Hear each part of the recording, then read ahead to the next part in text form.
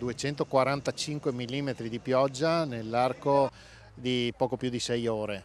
È un dato estremo, mai registrato nella storia qui a Bibbione, e sono dati paragonabili a quelli che sono accaduti non in 6-8 ore ma in 36 ore in Emilia Romagna. Stiamo parlando di questo. Questa precipitazione ha colpito in maniera particolare Bibbione e Lignano, quindi una precipitazione assolutamente straordinaria. Ovviamente la prima cosa da fare è quella di togliere l'acqua dalle strade, e per questo i vigili del fuoco sono intervenuti con 2 pompe ad alta capacità, noi con 4 pompe ad alta capacità, e quindi questa è stata la prima fase dell'intervento. Dopodiché si interviene svuotando gli scantinati e tutti gli interrati, che sono parecchi.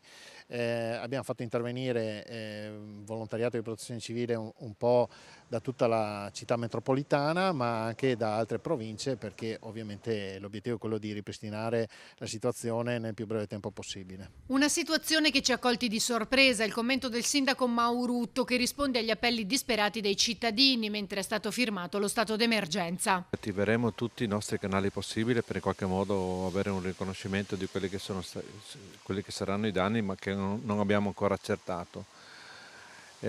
Come un po' tipico di queste zone, insomma, siamo anche abituati comunque a recuperare subito la situazione. Vedo che molti si sono messi all'opera fin da subito per ripristinare i propri locali.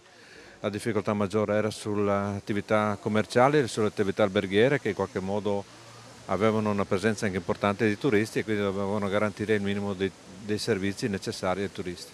Abbiamo visto che comunque tutti hanno capito la situazione, chiediamo questa comprensione anche ai turisti presenti in maniera così numerosa in questi giorni, e credo che sia un momento così eccezionale e anche unico, e da Bibbione già da domani possa in qualche modo riprendere la sua normale fisionomia e possa essere accogliente come sempre. Cosa ci si dovrà aspettare dunque nelle prossime ore? Il grosso è accaduto stanotte dalle 2 alle 6 di mattina, c'è stata un'altra botta verso le 10 questa mattina, e poi nel pomeriggio ha continuato a piovere, però si va verso il miglioramento.